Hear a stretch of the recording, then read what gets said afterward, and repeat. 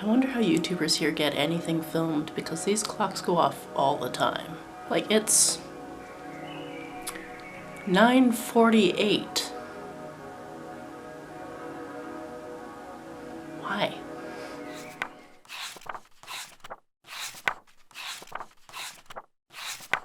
Hi YouTube, it's Kathy, and this is my weekly entertainment wrap-up from May 17th through 23rd. This week I read 2 books, I watched 3 shows, and I listened to 2 books. Firstly, you're going to have to just deal with it. I sound like absolute garbage, and that's because I've spent most of the last week in this room being sick.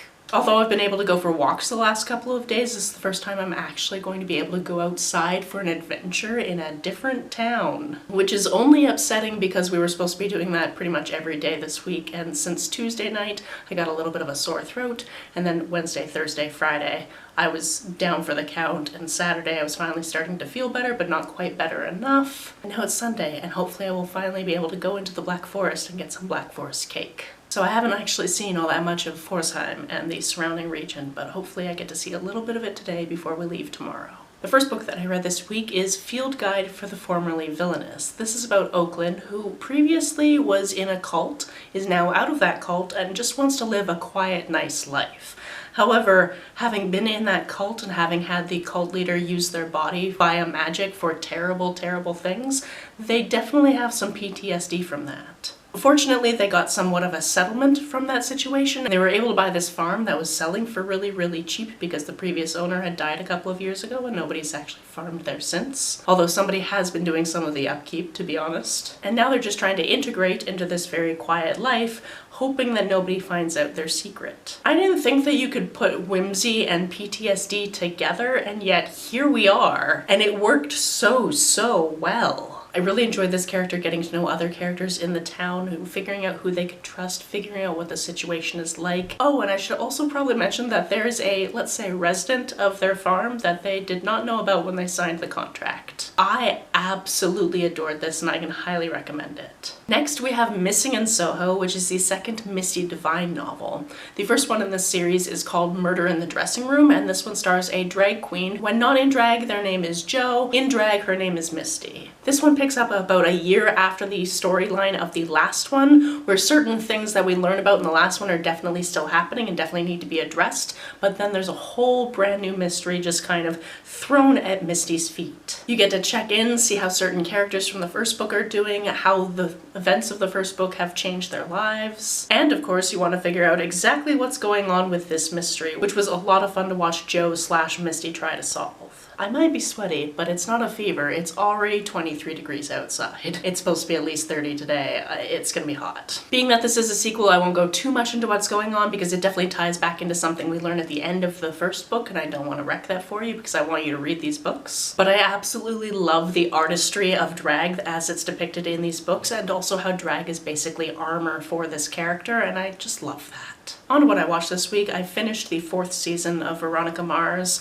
I did this hurt to myself because obviously I knew how it ended. I could tell you exactly how it ended and who the bad guy was. But watching this season with all of the context of the first 3 seasons was so good. I was also amazed at how many people they got to come back for this season. Because we're not just talking a few main players, we're talking about these side characters that you definitely know and love if you've seen the show previously. And then they also did a really good job of casting new characters that are important to this plot. And I am just a little bit upset that there's probably never going to be a 5th season because I would like to see how it goes from here. Since we saw Michael Downie on the most recent season of Jetlag, we decided to check out his channel, and we ended up watching a video series he did last year called Downie Express Arctic to Africa. Essentially in this series, him and his friend Jeff, who he's known for over 20 years, decided to go to the northernmost train station in Europe. It's actually in the Arctic Circle, and from there they decided to go as far south as they could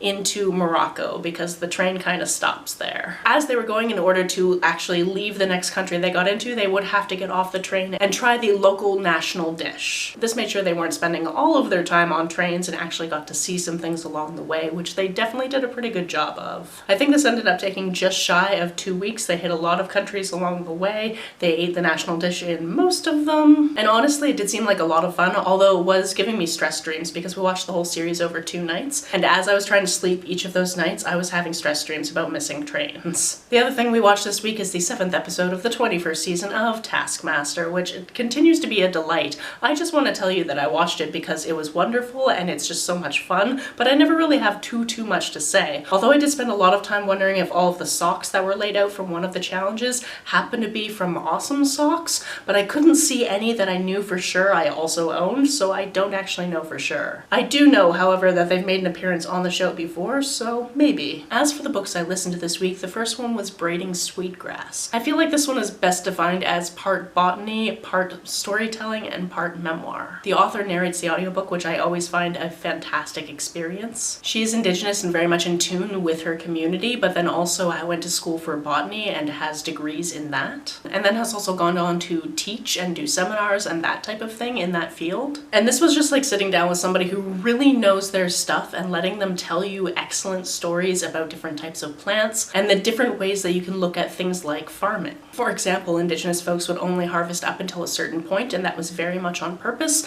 but colonialists came in and thought that people were just lazy because they weren't taking absolutely everything because, you know, you needed to leave some so it would actually grow again, and so the whole ecosystem could also eat. This was fantastic and I highly recommend it. Finally this week we have The Secret Lives of Country Gentlemen. And this is about 2 characters who meet in London and have this whirlwind affair over about a week until one of them tells the other that he actually has to go back home, and he's about to say, "But I would love to see you again when I come back." But the first character has this really big issue with being rejected because of things to do with his past, so he doesn't take this very well. However, due to family circumstances, they end up living in the same place that the other character is from. They end up meeting again, actually during a court case, and their reunion from there is both reluctant but also not, because they both definitely have feelings for each other. I love that one of the characters was taking on the characteristics of a naturalist, which definitely played more into this than I thought it would, but it's a very important part of this story, because eventually somebody shows up and is just like, "Hey,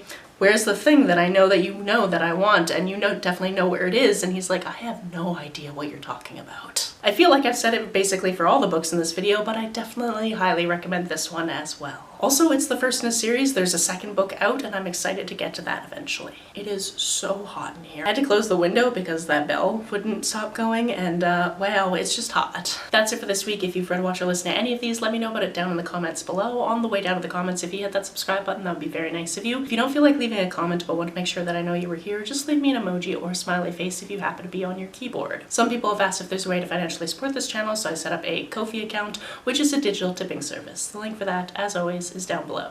You can like and share this as you see fit, and I will see you very soon. Bye!